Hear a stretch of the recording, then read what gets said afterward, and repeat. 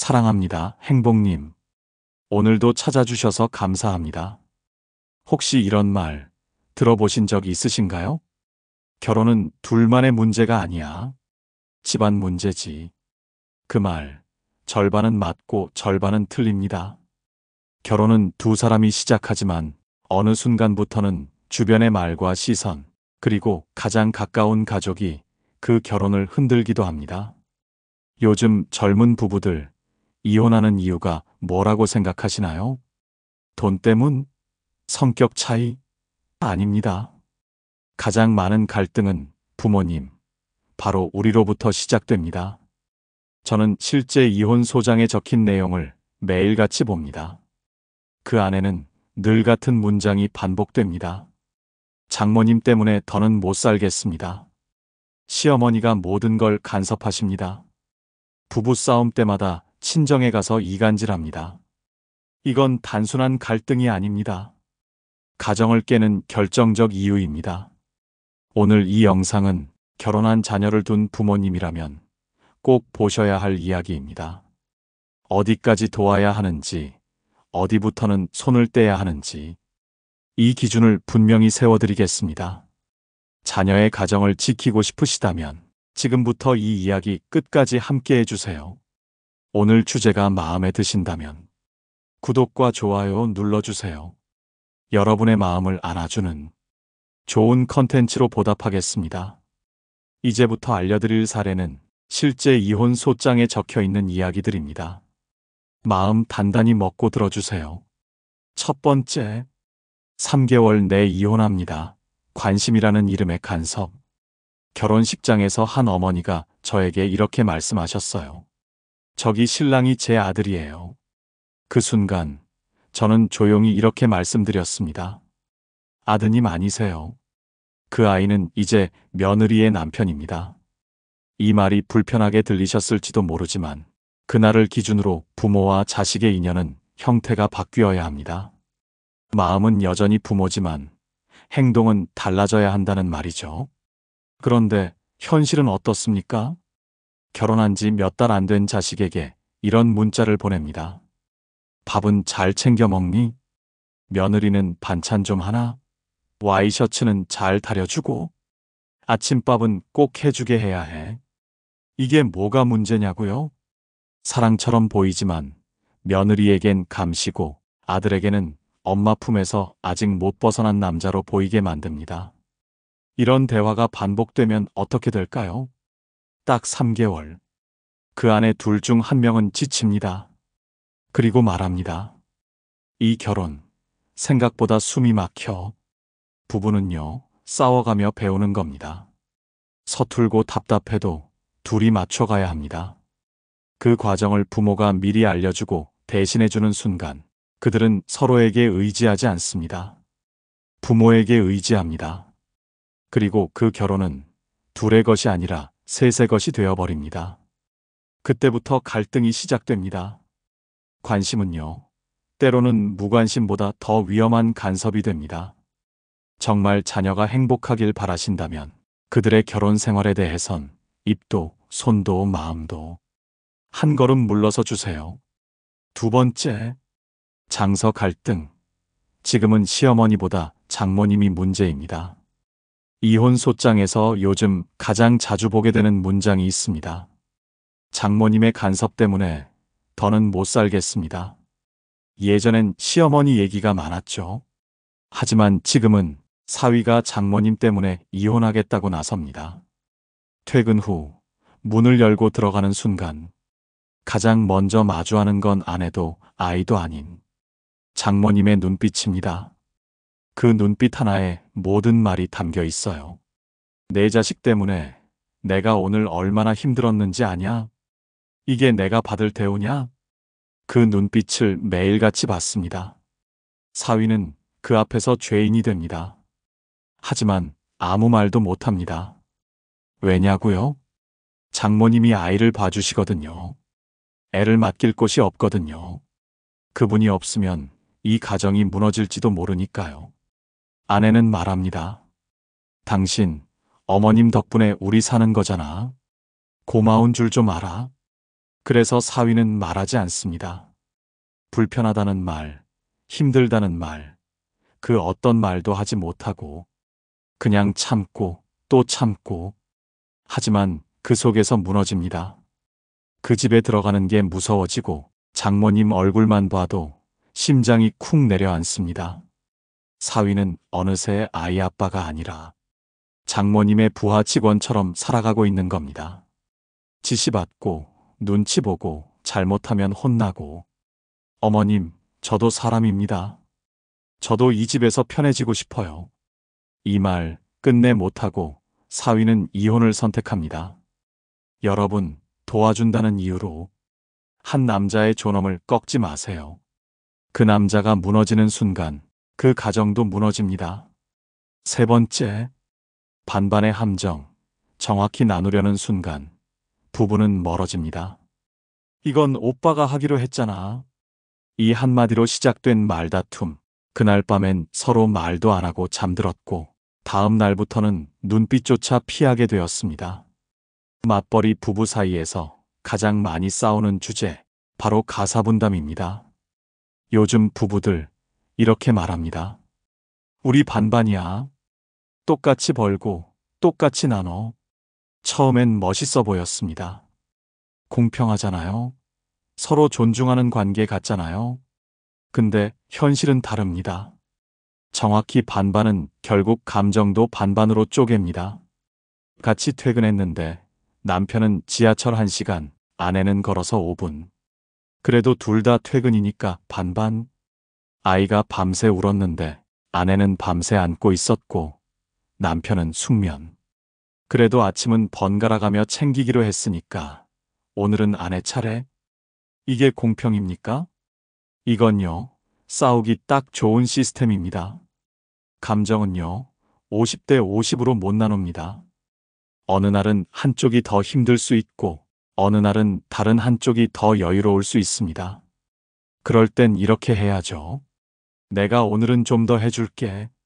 당신이 요즘 많이 힘들지? 내가 더 도울게.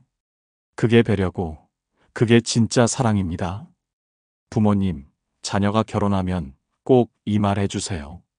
정확히 반반하지 마라. 여유 있는 사람이 조금 더 해라. 그게 진짜 가정을 지키는 길이다. 이 말 한마디, 법보다 강하고 사랑보다 현실적인 결혼 생활의 생존 원칙입니다. 그리고 기억하세요. 반반으로 사는 부부는 반반만큼만 행복합니다. 네 번째, 경조사, 친정도 시댁도 너무 많이 요구하지 마세요. 음식은 안 해도 돼. 그냥 참석만 해. 시댁에서 며느리에게 가장 많이 하는 말입니다. 그런데요, 그 말이 며느리에겐 어떻게 들리는지 아십니까? 회사에 연차 내고, 먼 길 운전해오고, 낯선 사람들 사이에 서서 웃고, 인사하고, 눈치 보라는 뜻입니다. 그걸 그냥 참석이라 부릅니다. 참석만 하라는 말, 사실은 존재를 증명해라는 말입니다. 특히 제사를 중요하게 여기는 지역의 집안은요, 1년의 제사만 10번 넘게 지내야 하는 경우도 많습니다. 설, 추석, 시제, 제사, 거기다 돌잔치, 회갑, 칠순. 직장 다니는 며느리 보고 그걸 다 참석하라는 게 말이 됩니까? 우리 집은 전통을 지켜야 하니까 그 전통 하나 지키자고. 며느리 하나 병듭니다. 하지만 이건 시댁만의 문제가 아닙니다.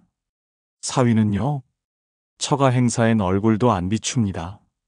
장인 장모의 부모 제사에 대해서는 그건 내 쪽 집안 일이잖아 하고 발 빼버립니다. 그러고는 멀쩡히 명절에만 와서 밥 먹고 갑니다. 장모님은 속으로 생각하죠. 이 사람 우리 가족 맞긴 한가? 그래서 며느리는 말합니다. 나는 시댁 행사 한 번도 빠진 적 없는데 저 사람은 우리 집엔 한 번도 안 왔어요.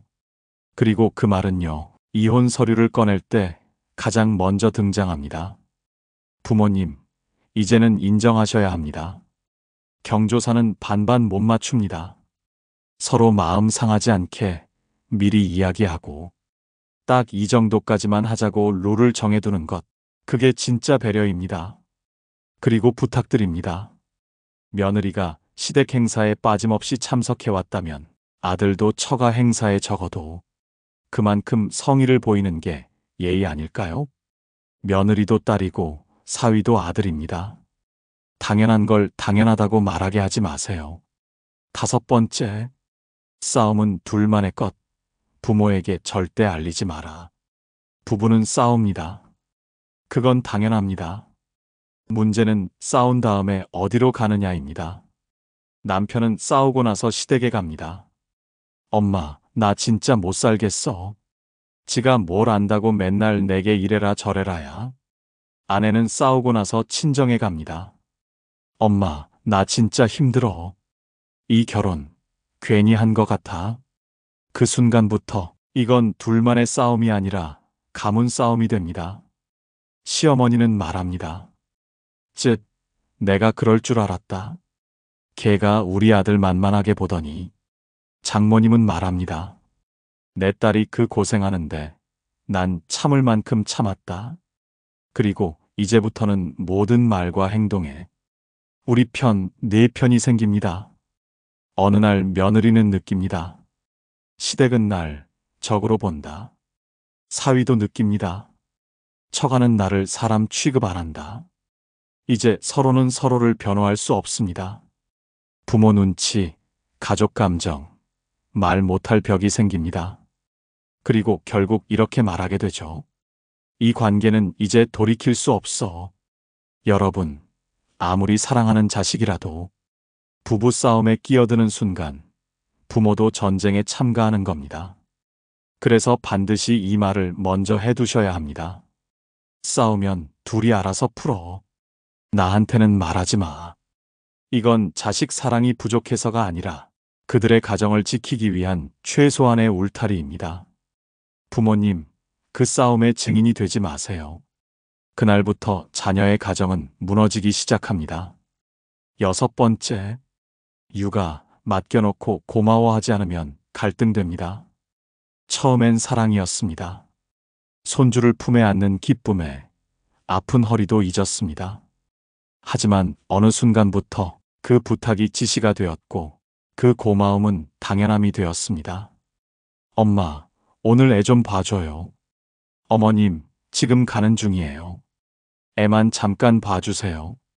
연락도 없이 아이를 데려오고 데려갈 때는 말 한마디 없이 문만 열고 나갑니다. 약속 있는 날 아침 전화가 옵니다. 오늘 친구들 만나기로 했는데. 아, 엄마. 그건 다음에 하면 되지. 지금 애 좀 봐줘. 그 말 한마디에 하루가 무너집니다. 내 시간, 내 일정, 내 삶은 언제나 미뤄도 되는 것으로 취급받습니다. 자식은 말하죠. 시간 많잖아. 일도 안 하시는데. 그게 제일 아픕니다. 시간이 많다고 해서 내 인생이 가벼운 건 아닙니다. 나도 누군가에겐 소중한 친구이고 기다려지는 사람이고 누군가와의 약속이 있는 한 사람입니다. 손주가 예쁘지 않아서가 아닙니다. 예고 없이 맡기고 고마움 한마디 없고 감사보다 습관처럼 들이닥치는 부탁이 쌓이면 그건 결국 부담이 됩니다. 아이를 맡길 땐 이렇게 말해줘야 합니다. 어머님, 이번 주 혹시 시간 괜찮으세요? 안 괜찮으시면 솔직히 말씀해 주세요. 다른 방법도 제가 알아볼게요. 이 한마디가 마음을 살리고 관계를 지킵니다. 도와달라는 건 괜찮습니다. 하지만 그 도움을 당연하게 여기면 그 마음은 조용히 문을 닫습니다. 처음엔 기꺼이였지만 그 다음엔 참고였고 이제는 서운함 속에 조용히 눈을 감고 있는 겁니다. 7번째, 역할극, 처신 하나로 갈등이 사라집니다. 처가에 가자마자 사위는 말도 없이 소파에 앉습니다. 물 한 컵도 안 떠먹고 휴대폰만 만지작거립니다. 아이 울음소리가 거실을 채워도 사위는 들은 척도 안 하고 그대로 앉아있죠. 짐은 아내가 혼자 풀고 부엌에서도 혼자 분주합니다. 장모님은 아무 말 하지 않습니다. 하지만 마음속은 이미 요동치고 있습니다. 우리 딸만 고생하네. 결혼하고 더 힘들어진 거 아냐? 저 사람은 집안일이란 걸 해보기는 했을까? 이런 생각은 한 번 떠오르면 눈에 보이는 모든 장면이 짜증과 불만으로 왜곡되기 시작합니다. 아이 재우는 것도 딸 혼자, 설거지도 딸 혼자, 사위는 방문 닫고 낮잠을 잡니다.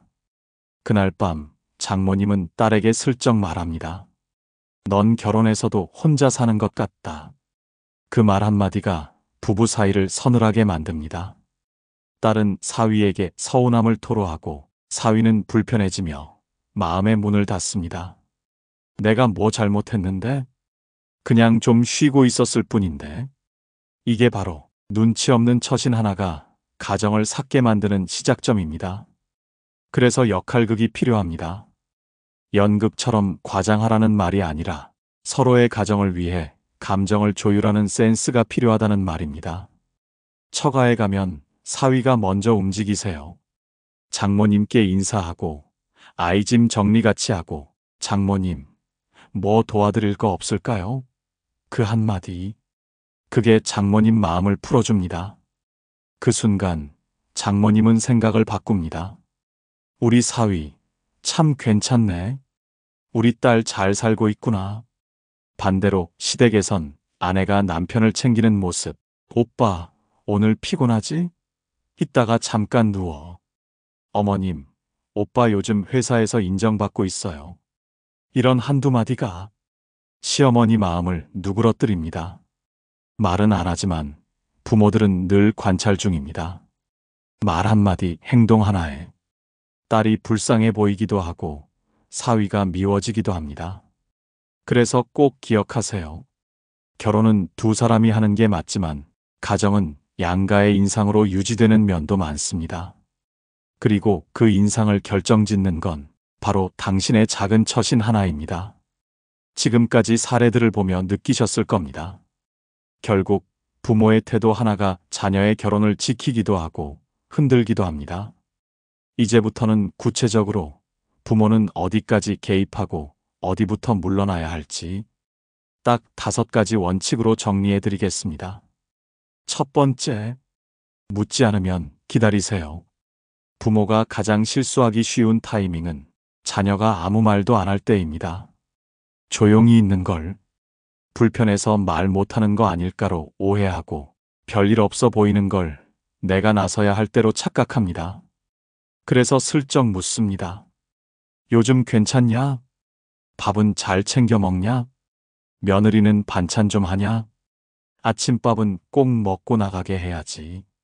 여기서 자녀는 깊은 한숨을 내쉽니다. 아, 또 시작이다. 그놈의 밥. 도대체 왜 결혼 후 밥 책임은 며느리 몫이 되어야 합니까? 배고픈 사람이 해먹으면 됩니다. 그게 뭐 그리 복잡한 일입니까? 이 시대엔 밥보다 말이 상처를 더 줍니다. 부모는 말합니다. 난 걱정돼서 그런 거야. 하지만 자녀는 다르게 듣습니다. 아직도 날 믿지 못하는구나. 또 며느리 흠잡으려는 거네. 사랑이란 이름의 조언이 어느 순간 불신으로 들리기 시작하면 관계는 이미 멀어지고 있는 겁니다. 결혼한 자식은 이제 스스로의 인생을 꾸려가야 하는 사람입니다. 그 방식이 느리고 서툴러도 그게 그들만의 질서입니다. 가만히 있는 자식에게 먼저 나서서 말을 얻는 순간 그건 사랑이 아니라 간섭이 됩니다. 걱정이 아니라 통제가 됩니다.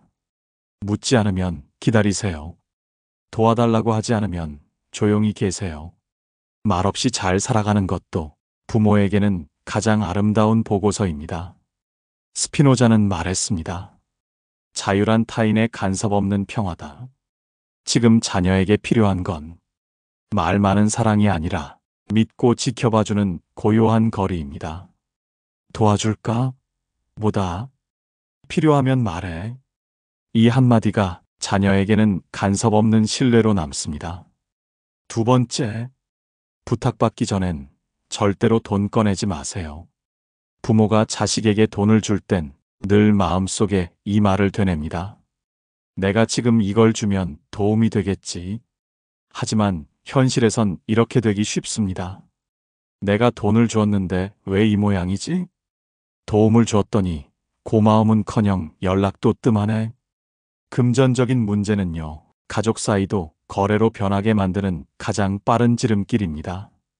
지금은 어렵지? 하며 돈을 건넸다가 며칠 뒤 자식이 외식하고 여행 가는 걸 보면 속이 뒤집어집니다. 내가 대출까지 내서 줬는데 이게 뭐야? 어떻게 나한테 한마디도 안 하고 저러지? 그렇게 돈은 주는 순간부터 관계의 조건을 만들어냅니다. 받는 사람은 부담을 안고 주는 사람은 자꾸 감정의 계산서를 들여다보게 되죠. 그래서 정말 도와주고 싶다면 깔끔하게 주십시오. 절대 조건 붙이지 마세요. 이 돈으로 꼭 전세금만 써. 다른 사람한텐 말하지 마. 이건 너희 엄마한테도 비밀이다. 이런 말이 붙는 순간 돈이 아니라 불신의 줄을 함께 매듭짓는 셈입니다. 반대로 줄 수 없다면 애매하게 돌려 말하지 마세요. 이번 달은 좀 어렵네. 다음에 보자. 이건 자녀 입장에선 희망 고문입니다. 그럴 땐 이렇게 단호하게 말하세요. 이건 우리가 감당하기 어려워. 내 마음은 이해하지만 이번엔 도와주기 어렵다. 이 말 차갑게 들릴지 몰라도 기대하게 해놓고 안 주는 것보다 훨씬 더 성숙한 대화입니다. 그리고 부모님, 이 말은 꼭 기억해 주세요. 돈을 안 주는 게 자식을 외면하는 게 아닙니다.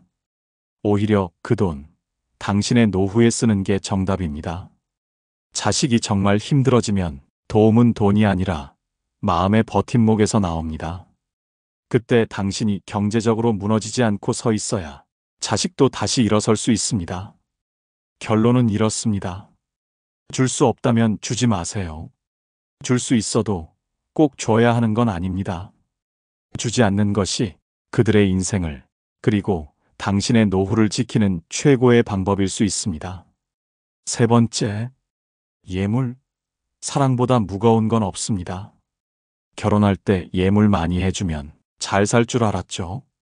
남들보다 더 많이, 더 반짝이게, 더 크게 해주면 그만큼 오래오래 행복하게 살 줄 알았습니다. 하지만 현실은 달랐습니다. 예물을 많이 해주면 이혼할 때 꼭 돌려받고 싶어집니다. 내가 해준 반지, 목걸이, 시계, 도대체 그게 얼마짜린데? 그걸 주고도 이런 대접 받아야 돼? 그 순간 그렇게 빛나던 예물은 사랑의 증표가 아니라 청구서로 바뀝니다. 예물은 많을수록 기대가 붙고 기대가 클수록 실망도 커집니다.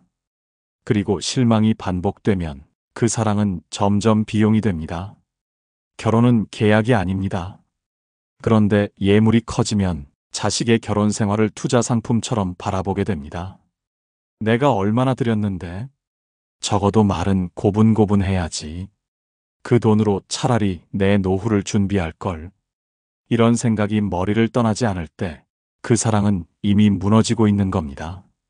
그래서 말씀드립니다. 기본만 하세요. 그리고 살아가는 걸 보면서 천천히 주세요. 예물은 시작이 아니라 검증된 세월 위에 얻는 신뢰의 증표가 되어야 합니다. 결혼 1년 무사히 지나면 타나, 아이 낳고 잘 키우면 타나, 10년 버티고 웃으며 살면 하나 더. 사랑은 예물로 증명되지 않습니다. 예물보다 더 무거운 건 사랑 위에 얹힌 기대와 간섭입니다. 그러니 무겁게 시작하지 마세요. 아무리 비싸도 돌려받고 싶은 순간이 오면 그건 이미 사랑이 아닙니다. 네 번째, 부부싸움엔 침묵이 최고의 지혜입니다. 부부가 싸우면 가장 먼저 찾는 곳이 부모입니다. 상처받은 자식은 하소연하고 싶고 부모는 본능적으로 위로해주고 싶어집니다. 하지만 여기서 꼭 기억하셔야 할 게 있습니다. 심리학자들은 말합니다. 감정은 잊히지만 들은 말은 상처의 스냅샷처럼 뇌에 저장된다. 자식이 했던 하소연, 며느리나 사위가 흘렸던 말 한 줄이 부모의 뇌엔 마치 사진처럼 선명하게 남습니다. 그리고 그 장면은 자녀 부부가 아무렇지 않게 지내는 모습 속에서도 계속해서 불편함의 잔상처럼 따라다니죠. 식탁에 마주 앉아도 어색하고, 명절에 모여도 형식적인 말만 오가고, 서로 얼굴은 웃고 있지만 이미 가족인데 불편한 사이가 되어버린 겁니다. 그리고 그 어색함은 부모와 자녀 사이, 자녀와 배우자 사이 모두를 긴장하게 만듭니다. 결국 자식은 고민에 빠집니다. 부모 편을 들면 배우자가 불편하고, 배우자 편을 들면 부모가 상처받는다. 이 악순환의 시작은 단 한 번의 하소연이었습니다. 그래서 꼭 이 한마디를 먼저 준비해 두셔야 합니다. 싸우면 너희가 알아서 풀어. 우리한텐 말하지 마. 듣고 나면 우리는 잊지 못하거든. 이건 사랑이 부족해서가 아닙니다. 자녀의 가정을 분열로부터 지키는 가장 조용하고도 강력한 울타리입니다. 부부의 감정은 다시 흘러가지만 부모의 기억은 멈춰버립니다. 그러니 위로하고 싶더라도, 도와주고 싶더라도 가장 지혜로운 방식은 묵음입니다. 부모는 해결사가 아니라 말 없는 보호자여야 합니다. 그 침묵이 자녀의 부부 사이에 가장 평화로운 여백이 됩니다. 5번째, 자식이 잘 살길 바란다면 사랑하지 말고 물러나세요. 우리는 자식에게 참 많이 이렇게 말합니다. 다 널 위해서 그러는 거야. 엄마는 널 사랑하니까 그러지. 하지만요, 시간이 지나면 그 사랑이 어느 순간 자식에겐 감정의 짐이 됩니다. 조언도 걱정도 참견도 모두 사랑이라는 이름 아래 정당화되면 자식은 그 사랑 앞에서 숨을 쉴 수 없게 됩니다.